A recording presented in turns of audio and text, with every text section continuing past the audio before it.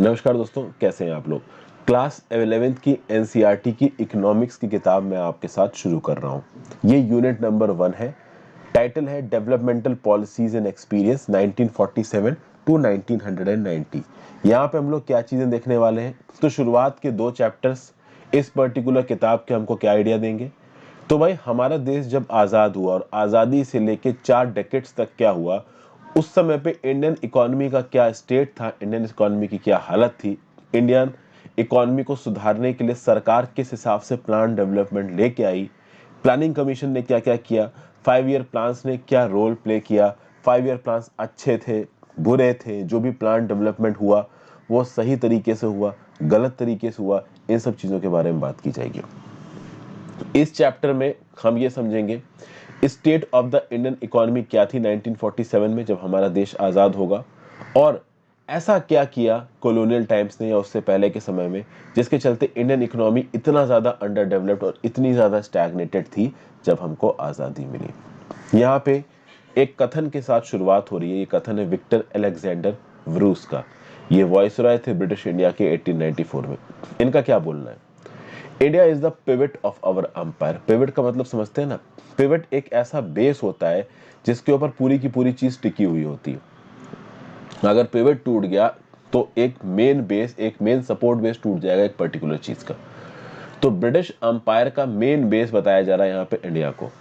तो British umpire अगर अपना कोई भी प्राइज्ड कॉलोनियल पोजीशन खोता है तो अंपायर किसी तरीके से लॉस को बेयर कर लेगा, लेकिन अगर वो इंडिया को खो देते हैं तो उनका son of their umpire will have सट। मतलब इंडिया उनका सबसे ज्यादा प्राइज्ड पोजीशन था, ऐसा यहाँ पे बोलना है विक्टर अलेक्जेंडर व्रूस का। ओके, इंट्रोडक्शन में देखें तो इस किताब का प्राइमरी ऑब्जेक्टिव क्या है इंडियन इकोनॉमिक डेवलपमेंट का, कि भाई इंडियन इकोनॉमी के बेसिक फीचर्स के बारे में हमको पता चल पाए, और आज की डेट में जो भी इंडियन इकोनॉमी का डेवलपमेंट हो रहा है, इंडिपेंडेंस के बाद जो इंडियन इकोनॉमी का डेवलपमेंट हुआ है वो किन वजहों से हुआ है। इन वजहों को 2 तरह से समझना पड़ेगा।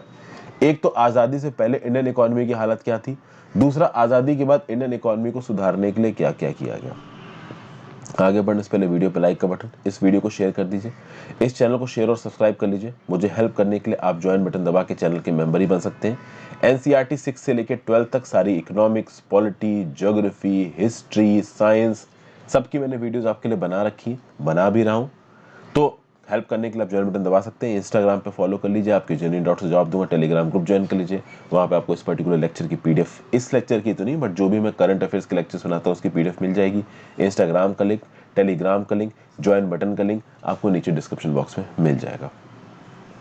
ठीक है भाई, तो कहीं ना कहीं हमको समझना क्या है कि भाई हमारे देश का इकोनॉमिक पास्ट, हमारे देश की इकोनॉमिक प्रोग्रेस और इकोनॉमी की बात करिए, जो भी इंडिया की प्रेजेंट डे की इकोनॉमी का स्ट्रक्चर है वो एकदम से बन के हमारे सामने नहीं आया है।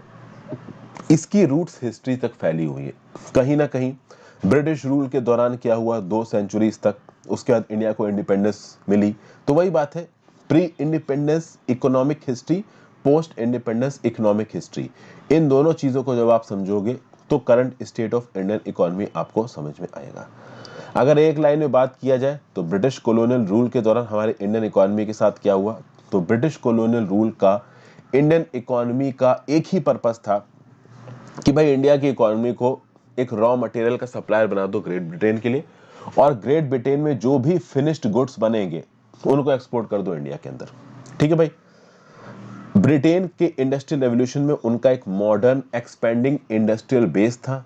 उस बेस के लिए रॉ मटेरियल्स की जरूरत थे, तो रॉ मटेरियल्स भर भर के इंडिया से बाहर जाते थे। तो कोयले की बात कर लीजिए, चाहे आप इसकी बात कर लीजिए, कॉटन, रॉ कॉटन की बात कर लीजिए, तो इस प्रकार के जो रॉ मटेरियल वाले प्रोडक्ट्स थे वो इंडिया से बहुत एक्सपोर्ट होते थे।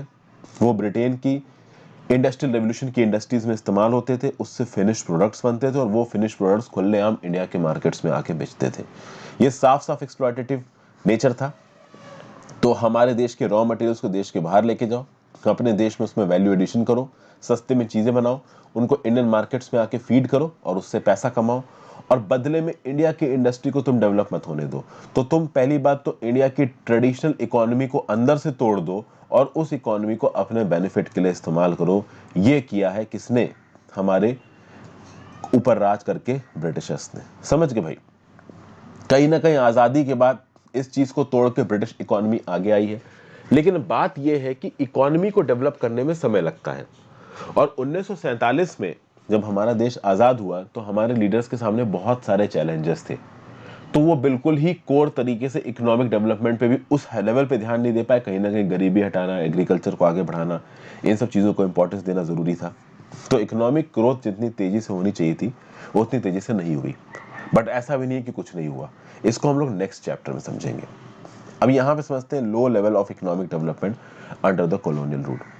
ठीक है भाई, ब्रिटिश रूल से आने से पहले हमारी इकोनॉमी इंडिपेंडेंट तरीके से काम करती थी।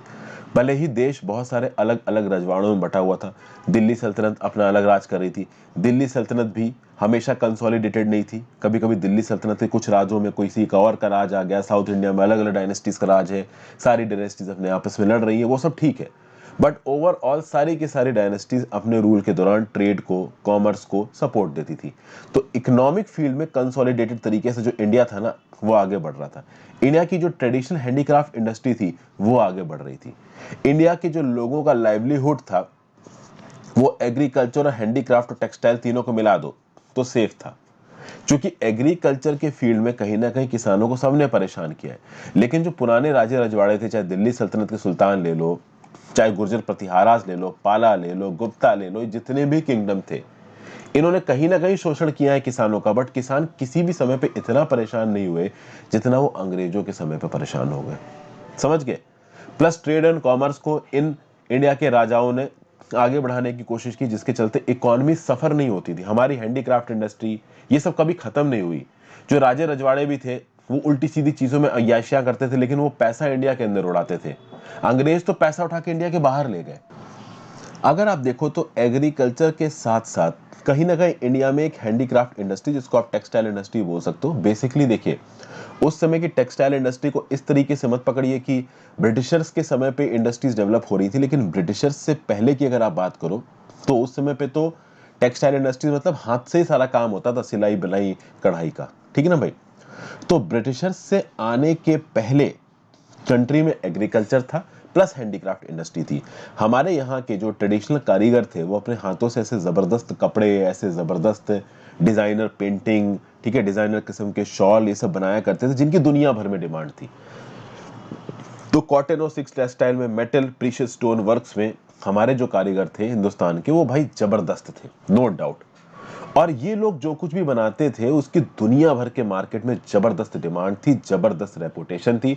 जिस प्रकार का मटेरियल इस्तेमाल होता था, जिस प्रकार की क्राफ्ट्समैनशिप दिखाई जाती थी, जबरदस्त। आप देखिए ढाका साइड, बंगाल साइड के तो जो मुस्लिम वीवर्स थे भाई जबरदस्त थे। यहाँ पे आप देखिए textile industry in Bengal. Muslin is a type of cotton textile which has its origin in Bengal. आज की डेट में जो ढाका है, जो कि बांग्लादेश की कैपिटल, उस समय पे इसको बोला था डका। डका का मुस्लिम दुनिया भर में फेमस था और सब जानते थे कि ये इंडिया से आता है। सबको पता था कि ये इंडिया से आता है, एक प्रकार का कॉटन टेक्सटाइल है और दुनिया भर में इसको जाना जाता था। भाई इंग्लैंड में और यूरोप में तो एडवांस बुकिंग करके रखी जाती थी। इसको मलमल बोला जाता था। मलमल शाही, मलमल खास, रॉयल्टी इसे पहना करती थी ऐसा मानते थे। और कहीं ना कहीं ब्रिटेन में फेमस था, ब्रिटेन और यूरोपियन मार्केट्स में, कि इंडिया में इस प्रकार की चीज़ों को वहाँ के राजे रजवाड़े पहनते हैं तो ये भी हम लोग पहन रहे हैं, मतलब हम राजाओं वाली चीज़ पहन रहे हैं। तो स्टेटस सिंबल हुआ करती थी उस टाइम पे ये चीज़ें। ओके, अब अगर आप बात करो जिस तरीके की इकोनॉमिक पॉलिसी को परस्यू किया कॉलोनियल गवर्नमेंट ने इंडिया में, इनका क्या मतलब था कि ये ब्रिटेन के इकोनॉमिक इंटरेस्ट को प्रोटेक्ट करना चाहते थे, उनको प्रमोट करना चाहते थे। उनको इंडियन इकोनॉमी के डेवलपमेंट से कोई भी लेना चेना नहीं था। इसलिए इन्होंने फंडामेंटल तरीके से इंडियन इकोनॉमी को तोड़ने की कोशिश की। इनका एक वेल सेटल्ड प्लान था जिनको इन्होंने प्रॉपर तरीके से इंप्लीमेंट किया। इनका क्या था कि इंडिया को ट्रांसफॉर्म कर दो into a supplier of raw material. मतलब इंडिया केवल एक ऐसी कंट्री बन के रह जाए जो कि ब्रिटेन को रॉ मटेरियल सप्लाई करेगी। इस रॉ मटेरियल को अपनी इंडस्ट्रियल रेवोल्यूशन वाली मशीन में घुसेड़ के ब्रिटेन यूजेबल चीप कपड़ों में बदल देंगे और फिर ये चीप कपड़े ब्रिटेन के शिपों पर लद के इंडिया पहुंचेंगे और इंडिया में लोग इनको खरीदेंगे। और इंडिया की जो ट्रेडिशनल टेक्सटाइल इंडस्ट्री इतने लंबे समय से सक्सेसफुल थी, जो कि दुनिया भर को कपड़े प्रोवाइड करती थी, वो अब अपने देश के लोगों को ही कपड़े प्रोवाइड करने लायक नहीं रहेगी। इस हिसाब से बना दिया। अगर आप बात करो कॉलोनियल गवर्नमेंट के दौरान कभी भी इंडिया की नेशनल इनकम को या पर कैपिटा इनकम को कैलकुलेट करने की कोशिश नहीं की गई। उसका रीजन ये था क्योंकि पूरे इंडिया में अगर आप देखो ना, जो सरकारें थी वो अलग अलग तरीके से काम करती। सबसे खास बात दोस्तों ये थी कि कॉलोनियल गवर्नमेंट इंडियन इंटरेस्ट से ज्यादा डील करते नहीं थे। आप कभी भी नेशनल इनकम को या किसी भी सोशल डेवलपमेंट इंडिकेटर्स को तब मेजर करोगे जब उनको मेजर करने के बाद आप लोगों की भलाई के लिए कुछ करना चाहो। जब आपके ऑब्जेक्टिव पे कभी लोगों की भलाई थी ही नहीं, आपका ऑब्जेक्टिव था बस पैसे चूसना, तो आप क्या ही नेशनल इनकम या पर कैपिटा इनकम को यहाँ पे कैलकुलेट करोगे। समझ गए। कुछ लोगों ने इंडिविजुअल बेसिस पे अटेम्प्ट किया इंडिया की इकोनॉमी के बारे में कुछ स्टैटिस्टिक्स जुटाने का। कुछ नोटेबल यहाँ पे इकोनॉमिस्ट और एस्टिमेटर्स हैं, जैसे Dadabhai Naoroji, the grand old man of India, William Digby, Findlay Shirras, VKRV Rao, उसके साथ साथ RC देसाई। तो ये सब कुछ ऐसे लोग थे जिन्होंने कॉलोनियल पीरियड के दौरान कुछ ना कुछ यहाँ पे कैलकुलेशंस करने की कोशिश की है। लेकिन अगर आप देखो ज्यादातर स्टडीज में क्या पता चला, country's growth of aggregate real output during first half of the 20th century was less than 2%। मतलब कि पहली half of the 20th century यानी कि 1900 से लेके 1950 तक का जो टाइम पीरियड था ना, इस टाइम पीरियड में जो रियल आउटपुट था कंट्री की GDP का वो 2% से भी कम था। और अगर पर कैपिटा आउटपुट की बात कर लीजिए तो वो आधे % से भी कम था। तो 1900 से लेके 1950 तक का जो हमने GDP का डाटा देखा और जो पर कैपिटा आउटपुट का डाटा देखा, ये तो बहुत ही बुरा है भाई। 50 सालों में 2% से कम बढ़ी है GDP और आधे % से कम की ग्रोथ हुई है पर कैपिटा आउटपुट में। मतलब आप समझ ही सकते हैं कि किस हिसाब का गंदा राज किया है यहाँ पे ब्रिटिशर्स ने हमारे ऊपर। अगर आप एग्रीकल्चर सेक्टर की बात करो तो भाई इंडिया की जो इकोनॉमी थी ब्रिटिश कॉलोनियल रूल के अंदर वो पूरी तरीके से एग्रेरियन थी। ब्रिटिशर्स चाहते तो वो मैन्युफैक्चरिंग सेक्टर में, कैपिटलिस्ट सेक्टर में हमारी इकोनॉमी को बढ़ा सकते थे, बट उन्होंने नहीं बढ़ाया। 85% ऑफ द कंट्रीज की जो आबादी थी वो विलेजेस में रहती थी और अपने लाइवलीहुड को विलेजेस से डायरेक्टली या इनडायरेक्टली डिराइव करती थी। ज्यादातर हमारे देश की जो आबादी थी वो किस पे डिपेंडेंट थी, वो भाई एग्रीकल्चर पे डिपेंडेंट थी। और एग्रीकल्चर सेक्टर में स्टैग्नेशन था तो कहीं ना कहीं एग्रीकल्चरल प्रोडक्टिविटी कम हो रही थी, तो भाई लोगों की कमाई कैसे बढ़ जाएगी। और खास बात यह कि ब्रिटिशर्स ने चीजों को अच्छी करने की कोशिश नहीं की। ब्रिटिशर्स को यह बात पता थी कि भाई इंडिया की ज्यादातर आबादी एग्रीकल्चर पे डिपेंडेंट है, तो अगर एग्रीकल्चर पे डिपेंडेंट है तो इस सेक्टर पे कुछ एक्स्ट्राऑर्डिनरी ध्यान देना चाहिए था। इसको स्टैग्नेशन से बचाना ब्रिटिशर्स की रिस्पॉन्सिबिलिटी थी, बट ऐसा ब्रिटिशर्स ने नहीं किया। ठीक है ना भाई। एग्रीकल्चर प्रोडक्टिविटी कम थी, उसके बाद भी एग्रीकल्चर प्रोडक्टिविटी को बढ़ाने की, एक्सपेंड करने की कोशिश नहीं की ब्रिटिशर्स ने। ठीक है ना भाई। ओवरऑल आप देखो तो एग्रीकल्चरल प्रोडक्शन जरूर बढ़ा और उसकी वजह यह थी कि बहुत सारे जंगल काट के वहां पे फसलें पैदा होने लगी। देखिए ब्रिटिशर्स का सिंपल सीन था, पैसा ज्यादा चाहिए, तो पैसा ज्यादा कैसे लाओगे। तो ब्रिटिशर्स को देखा कि ये फॉरेस्ट है, तो फॉरेस्ट को काट के जो भी लकड़ी आ रही है उसको रेलवे वगैरह बनाने में इस्तेमाल कर लो, उस लकड़ी को यूरोप के मार्केट्स में एक्सपोर्ट कर दो और जो जगह बची वो किसानों को लोकेट कर दो और बोलो तुम यहाँ पे खेती करो। उस खेती से पैदावार होगी और ब्रिटिशर्स को क्या मिलेगा, टैक्स मिलेगा। और जो भी गेहूं चावल पैदा हो रहा है वो तो यूरोपियन मार्केट्स में एक्सपोर्ट कर ही दिया जाएगा। तो इंडिया में लोग भूखे मर रहे हैं और यहाँ से गेहूं चावल शिपों में लद के बाहर के देशों में जा रहे हैं। तो इस हिसाब का यहाँ पे चक्कर था और इन सब चीजों को एक्सकार्बेट किया और ज्यादा एग्रवेट कर दिया किसने, ब्रिटिशर्स द्वारा चलाई गई अलग अलग लैंड सेटलमेंट के सिस्टम्स ने। ठीक है ना भाई। तो परमानेंट सेटलमेंट का सिस्टम, रोतवारी, महलवारी, इन सब ने कहीं ना कहीं किसानों को लूटा है। इसमें एक जो सिस्टम था जो कि नॉर्मल कर किसी ना किसी फॉर्म में पूरे इंडिया में एग्जिस्ट करता था, वो था जमींदारी सिस्टम। जमींदारी सिस्टम शुरुआत में बंगाल प्रेसिडेंसी में आएगा। ऑब्वियस ही बात है, एक ऐसी प्रोविंस इंडिया की जो सबसे पहले पॉलिटिकली उनके कंट्रोल के अंदर में आई वो थी बंगाल प्रोविंस। तो सबसे पहले जमींदारी सिस्टम बंगाल प्रोविंस में आया। बंगाल प्रेसिडेंसी कहनी चाहिए उस समय पे। बंगाल प्रेसिडेंसी में आज के ईस्टर्न स्टेट से तो आज का प्रेजेंट डे बांग्लादेश, पूरा का पूरा वेस्ट बंगाल स्टेट, कुछ हद तक उड़ीसा, बिहार, ये सब उस समय की बंगाल प्रेसिडेंसी में आता था। यहाँ पे जमींदार आए तो ब्रिटिशर्स ने क्या किया कि इन जमींदारों को एक बड़ा सा इलाका दे दिया और ब्रिटिशर्स ने इन जमींदारों को एक टाइम फ्रेम दिया कि इतने समय के अंदर तुम मुझे इतना पैसा लाके दोगे और जमींदारों से बोला कि इससे ज्यादा तुम जितना पैसा इकट्ठा कर लोगे वो तुम्हारा। अब जमींदार यहां पे दो चीजों में बंध गए। पहली चीज क्या थी कि zamindar were no more the owners of the land. पहले जमींदारों के बाप कम थे, जमींदारों को उनकी जगहों से कोई उखाड़ के बाहर नहीं फेंक सकता था। अब जमींदारों को एक चीज पता चल गई कि अगर हमने समय पे ब्रिटिशर्स को पैसा नहीं दिया तो ये ब्रिटिशर्स उठा के हमें ही हमारी जमीन से बाहर फेंक देंगे। समझ गए बात को। तो जमींदारों को यह बात क्लियर हो गई कि हम इस लैंड के परमानेंट ओनर नहीं है। अगर हमने अपने कमिटमेंट को ब्रिटिशर्स के साथ ऑनर नहीं किया, ये ब्रिटिशर्स हमको बाहर निकाल देंगे, एक सेकंड के लिए भी नहीं सोचेंगे। ये ब्रिटिशर्स किसी के सगे नहीं है। दूसरा, जमींदारों ने क्या किया कि लूटना शुरू कर दिया। ठीक है, इन हमारे किसानों को क्यों लूटना शुरू कर दिया? पहला तो उनको ब्रिटिशर्स को पैसे वापस करने सही टाइम पीरियड में। दूसरा, उनको खुद भी तो पैसा कमाना है। जब भी जमींदारी मिलती थी किसी को, उसको बस एक चीज से मतलब होता था कि भाई ज्यादा से ज्यादा पैसा कमा लो। ठीक है ना? तो भाई कद्दू कटेगा सब में बटेगा। एग्रीकल्चरल की जमींदारी मिली है तो ज्यादा से ज्यादा पैसा लेके अपनी जेब में भर लो। ठीक है ना? कब हमसे हमारी जमींदारी छीन ली जाएगी पता नहीं है। इसके चलते जो कल्टीवेटर्स की माइजरी थी और सोशल टेंशन थी वो बहुत ज्यादा बढ़ गई। और जैसा कि मैंने आपको पहले बताया कि जो रेवेन्यू सेटलमेंट के टर्म्स थे, ये जमींदारों के ऊपर ही चढ़ के बैठे थे अंग्रेज। तो अगर सही समय पे जमींदारों ने पैसा नहीं दिया तो अंग्रेज खुद ही जमींदारों को निकाल के बाहर फेंक देंगे। और इन सब के ऊपर जिस लेवल की टेक्नोलॉजी थी, जिस लेवल की इरिगेशन फैसिलिटी थी, फर्टिलाइजर का कोई प्रयोग था नहीं, तो फार्म प्रोडक्टिविटी में कुछ भी नहीं किया जा रहा था। एग्रीकल्चर प्रोडक्टिविटी को बढ़ाने के लिए कुछ भी नहीं किया जा रहा था। तो अगर आप खेत में कुछ डालोगे नहीं तो फसल कहाँ से आएगी? सीधी बात ये थी। उसके बाद भाई फार्मर्स की हालत इसलिए भी खराब होने लगी क्योंकि कॉमर्शियलाइजेशन होने लगा एग्रीकल्चर का। क्या होता है कि जब आप गेहूं चावल की खेती करते हो तो थोड़ा बहुत गेहूं चावल उठा के आप साइड रख लोगे तो कम से कम आगे आने वाले 3-4 महीने आपका खाना पीना तो निकल जाएगा। अरे भाई चावल ही उबाल के खा लोगे थोड़ा नमक डाल के तो पेट भर जाएगा। लेकिन हुआ क्या कि अंग्रेजों ने कॉमर्शियल क्रॉप्स की खेती शुरू करवा दी। तो इंडिगो की खेती शुरू हो गई, दूसरे कॉमर्शियल क्रॉप्स की खेती शुरू हो गई।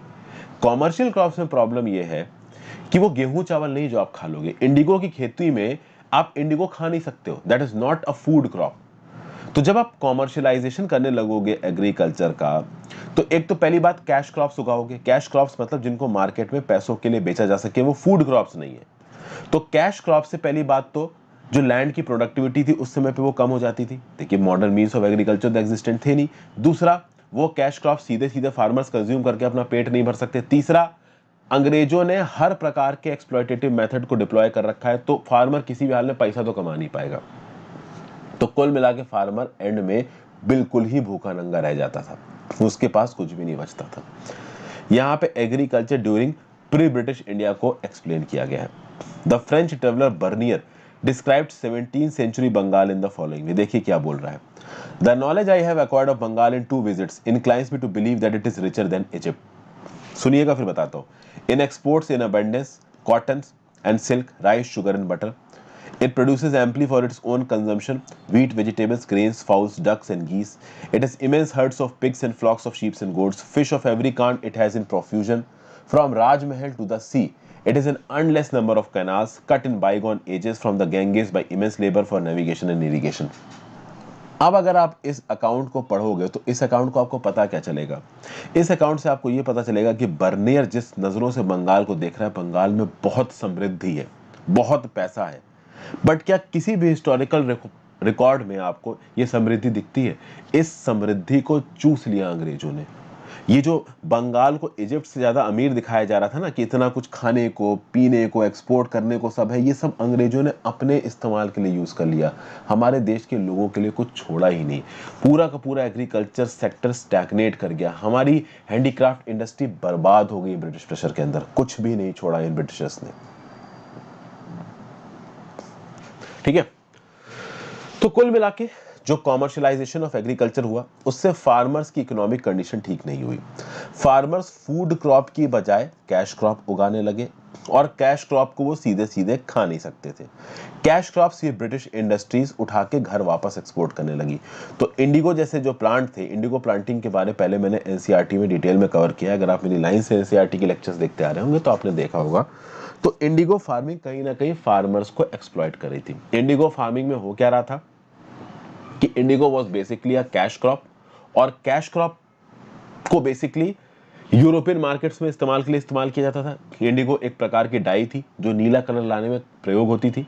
ठीक है, उसको फार्मर्स डायरेक्टली खा नहीं सकते थे। इंडिगो की खेती मैंडेटरी कर दी थी अंग्रेजों ने, और उसके पैसे भी नहीं मिलते थे फार्मर्स को। तो फार्मर्स के पास अब खाने के लिए भी कुछ नहीं बचा। इरिगेशन में ज्यादा कुछ हुआ नहीं। ठीक है, किसी भी प्रकार का इन्वेस्टमेंट एग्रीकल्चर में कम था। तो टेरेसिंग में टेरेस्ट बनाना, वाटर को कंजर्व करने के लिए, सॉइल इरोजन को रोकने के लिए फ्लड कंट्रोल के मैकेनिज्म बनाना, ड्रेनेज और डिसैलिनेशन की टेक्निक्स को इवॉल्व करना, इन सब में पैसा लगता है और इन सब चीज़ों में पैसा खत्म करने को अंग्रेज तैयार नहीं थे। ठीक है भाई, तो ये सब चीज़ें यहाँ पे बहुत सारी हो रही थी। अब देखिए, यहाँ पे एक बहुत छोटा सा ऐसा तबका था जो कहीं ना कहीं इस प्रोसेस में बेनिफिट कर रहा था, बट वो तबका बहुत छोटा था। वो तबका तब सक्सेसफुल होता था जब एक जमींदार, एक बहुत बड़ा लैंड ओनर खुद से इन्वेस्टमेंट कर रहा हो सारे। तो कुछ ऐसे लोग थे जिन्होंने कॉमर्शियल क्रॉप्स में इन्वेस्ट किया, क्रॉपिंग पैटर्न को बदला, अपने जमीन की प्रोडक्टिविटी को बढ़ाया, फर्टिलाइजर्स डाले, ठीक है, अच्छी तरीके से खिताई गुड़ाई करी। तो इन सब चीजों को जिन लोगों ने डिप्लॉय किया वो थोड़े बहुत जरूर यहाँ पे सक्सेसफुल हो पाए, ठीक है ना, बट बाकी तो यहाँ पे ज्यादातर लोग तो यहाँ पे बर्बादी थे। ठीक है, इंडस्ट्रियल सेक्टर की बात कर लेते हैं। जैसे एग्रीकल्चर की हालत खराब थी, मैन्युफैक्चरिंग की हालत भी खराब थी। एग्रीकल्चर की तो बहुत ही ज्यादा हालत खराब थी और वो एक्यूट तरीके से नजर आती थी। क्यों नजर आती थी? क्योंकि हमारी देश की मैक्सिमम जनता एग्रीकल्चर पे डिपेंडेंट थी। इंडिया एक साउंड इंडस्ट्रियल बेस को कॉलोनियल रूल के अंदर डेवलप नहीं कर पाया। कंट्री की जो फेमस हैंडीक्राफ्ट इंडस्ट्री थी वो डिक्लाइन हो रही थी। कोई मॉडर्न इंडस्ट्रियल बेस आगे आ नहीं पा रहा था। ओके, कहीं ना कहीं जो कॉलोनियल गवर्नमेंट थी वो इस प्रकार की इकोनॉमिक पॉलिसी हमारे देश में लेके आ रही थी कि देश पूरी तरीके से ब्रिटिशर्स के ऊपर डिपेंडेंट हो जाए। बस एग्रीकल्चर इंडिया में होने दे रहे थे, क्योंकि एग्रीकल्चरल क्रॉप्स को सीधे ब्रिटेन वाले उठा के अपने आप एक्सपोर्ट कर देते थे जितनी भी जरूरत होती थी, और जो बच्चे कुछ बेकार वाली क्रॉप्स होती थी उनको इंडिया में छोड़ दिया जाता था इंडिया वालों के खाने के लिए। कुछ लोगों को तो खाना भी नहीं मिल पाता था। समझ गए? तो कुल मिला के डी इंडस्ट्रियलाइज किया है इंडिया को एक बड़े ही प्रॉपर तरीके से। किसने? इन अंग्रेजों ने। तो ये जो टू फोल्ड इंटेंशन था वो क्या था अंग्रेजों का? अभी बताया आपको कि भाई इंडिया बस एक रॉ मटेरियल का एक्सपोर्टर बन जाए, ताकि ये रॉ मटेरियल उन मॉडर्न इंडस्ट्रीज में इस्तेमाल किया जा सके जो कि ब्रिटेन में चल रही है। दूसरा, इंडिया एक स्प्रॉलिंग मार्केट की तरह काम आए इन अंग्रेजों की। तो इनकी मॉडर्न इंडस्ट्री में जो भी फिनिश प्रोडक्ट्स बन रहे हैं वो फिनिश प्रोडक्ट्स हमारे लोग खरीद के इस्तेमाल करें, ताकि जो भी प्रोडक्ट्स बनाए जा रहे हैं इस इंडस्ट्रियल रेवोल्यूशन में होम कंट्री ब्रिटेन में, उनको कहीं ना कहीं तो बेचना है ना। इसके लिए हमारी इंडिजिनियस हैंडीक्राफ्ट इंडस्ट्रीज तबाह कर दी गई। हमारी हैंडीक्राफ्ट इंडस्ट्रीज में जो भी टेक्सटाइल प्रोडक्ट्स बनाए जाते थे उनके ऊपर हेवी ड्यूटीज इंपोज की गई यूरोप के अंदर। कहीं ना कहीं इंडियन कंज्यूमर मार्केट को ब्रिटेन की गुड्स के ऊपर बना दिया और हमारे लोकली मेड गुड्स के मार्केट को ही खत्म कर दिया यहाँ पे इन्होंने। समझ गया बात को? फिर आगे देखिए, second half of the 19th century में आ जाते हैं। थोड़ी बहुत मॉडर्न इंडस्ट्री इंडिया में डेवलप होना शुरू हुई, थोड़े बहुत इंटरप्राइजिंग इंडियंस सामने आए, बट ज्यादातर ये जो इंटरप्राइजिंग इंडियंस थे वो कहीं ना कहीं ब्रिटिशर्स के भक्त थे या उनके चमचे थे, क्योंकि जो ब्रिटिशर्स के चमचे नहीं थे वो इस सिनारियो में सर्वाइव नहीं कर पाते थे। और जो थोड़ी बहुत इंडिया की इंडस्ट्री खुली वो कॉटन और जूट टेक्सटाइल मिल्स के फॉर्म में थी। जो कॉटन टेक्सटाइल मिल्स खुली वो western parts of the country में खुली, तो महाराष्ट्र और गुजरात जैसी जगहों पे खुली। जो जूट मिल्स खुली वो बंगाल में खुली। और वैसे बहुत सारी ये कॉटन और जूट मिल्स को इंडिया के अंदर खोला गया, वो फॉरेनर्स ओन करते थे। ऐसा नहीं कि सारी की सारी इंडियंस ओन करते थे, बहुत सारी ऐसी मिल्स को फॉरेनर्स ओन करते थे, बट कहीं ना कहीं इंडियंस भी थे। फॉर एग्जाम्पल आप देखोगे 1907 में एक कंपनी बनी जिसका नाम था TISCO, Tata iron and steel company. उसके बाद और कंट्रीज इंडस्ट्रीज बनना शुरू होंगी, शुगर के फील्ड में, सीमेंट के फील्ड में, पेपर के फील्ड में, सेकेंड वर्ल्ड वॉर के बाद। ठीक है भाई, लेकिन कैपिटल गुड्स इंडस्ट्री नहीं थी। अब आप बोलोगे यार कैपिटल गुड्स इंडस्ट्री क्या होती? कैपिटल गुड इंडस्ट्री वो इंडस्ट्री होती है जो ऐसे मशीन टूल्स को बनाता है जिन मशीन टूल्स की प्रयोग से आप बाकी चीजें बनाते हो। जब भी आप इकोनॉमिकली या इंडस्ट्रियली डेवलप करने की बात करते हो ना, उसमें जो सबसे इंपॉर्टेंट कंपोनेंट होता है वो होता है कैपिटल गुड्स। कैपिटल गुड्स वो इंटरमीडिएट मशीन टूल्स होते हैं, वो इंटरमीडिएट छोटी मोटी मशीन्स होती हैं जो कि बड़े मशीन्स को, फाइनल प्रोडक्ट्स को बनाने में मदद करती हैं।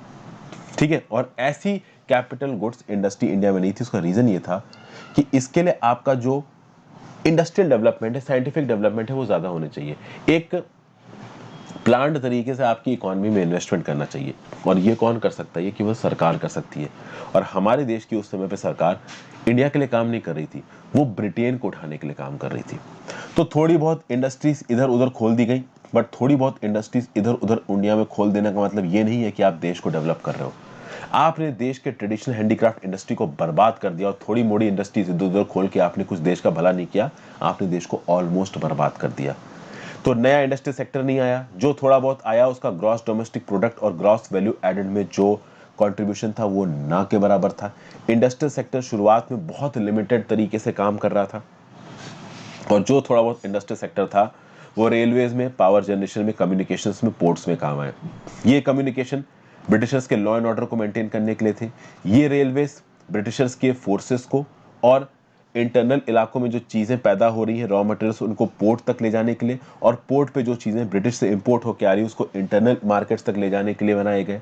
तो कुल मिला के जितनी भी चीज़ें यहाँ पे बनाई जा रही थी ना अंग्रेजों के द्वारा, वो इसलिए बनाई जा रही थी ताकि उससे फाइनली ब्रिटिशर्स के ऑब्जेक्टिव को पूरा किया जा सके, ना कि इंडिया के लोगों के लिए कुछ किया जा सके। यहाँ पे मैं इस वीडियो को खत्म कर रहा हूँ। फॉरेन ट्रेड से हम लोग अगली वीडियो में शुरुआत करेंगे। Thank you for watching, have a great day.